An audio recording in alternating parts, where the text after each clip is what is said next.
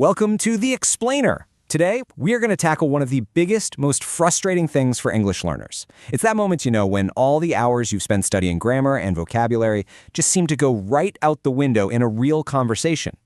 So you've put in the work. You've mastered the language on the page. But then you listen to someone speaking, and it feels like a completely different language, right? The words just fly by, they all seem to melt together, and you're just left behind, trying to make sense of this blur of sound. And this is why just cramming more vocabulary isn't the answer. Nope.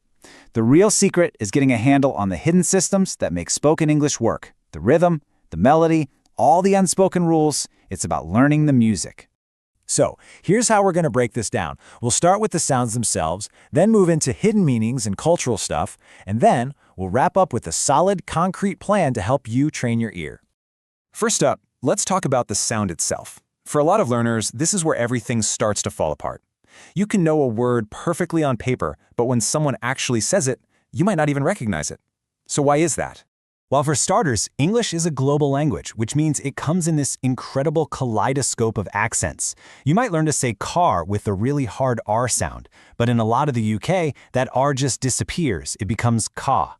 Or take water. In American English, that T often gets soft and turns into a duh sound, so you hear water.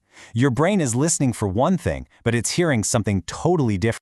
And that leads us to probably the single biggest hurdle for any learner. You're listening for nice, neat, separate words. But native speakers, we're all about being efficient. We link everything together, we merge words, we change sounds, turning a whole sentence into just a few continuous blobs of sound.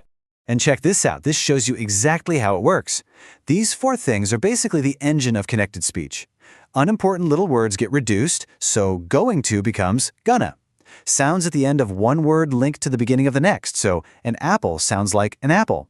Sounds even change to be more like their neighbors, turning don't you into don't ya. And sometimes, sounds just vanish completely. These aren't mistakes. This is the default setting for spoken English.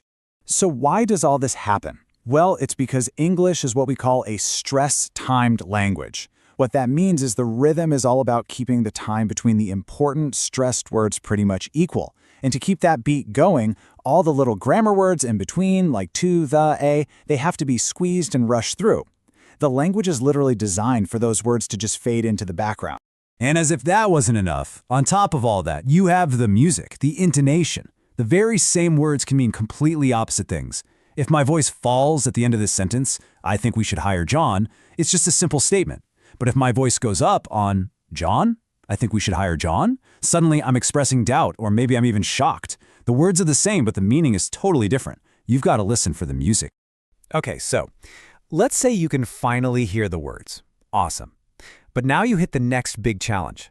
Native speakers almost never speak literally.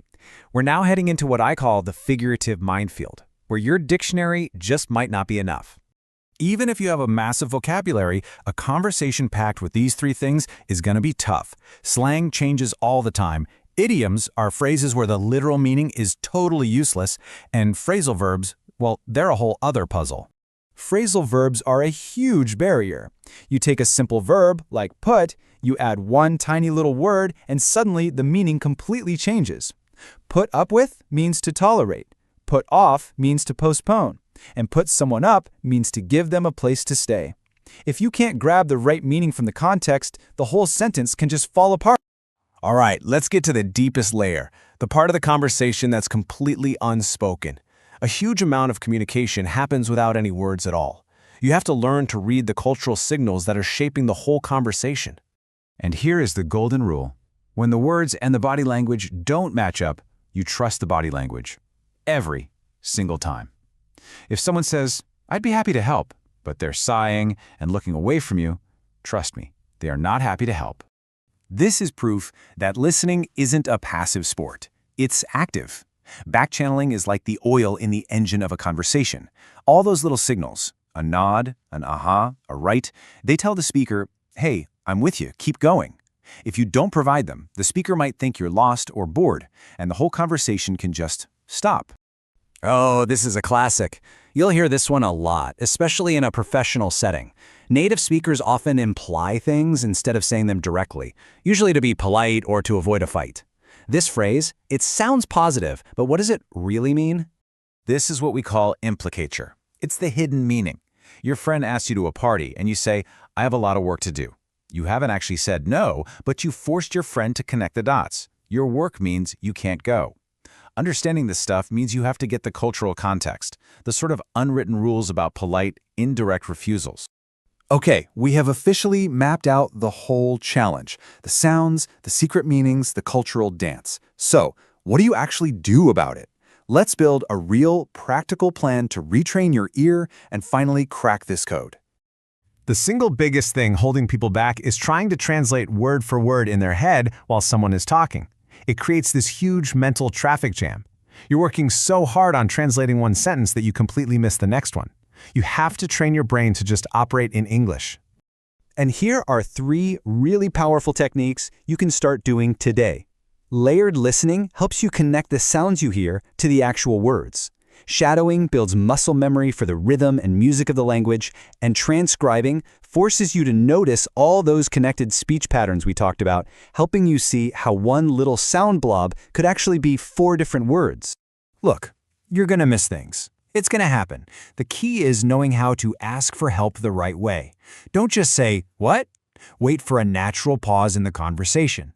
Be specific, and if you can, confirm what you thought you heard. It shows you were paying attention and just need a little bit of help, and that keeps the conversation flowing smoothly.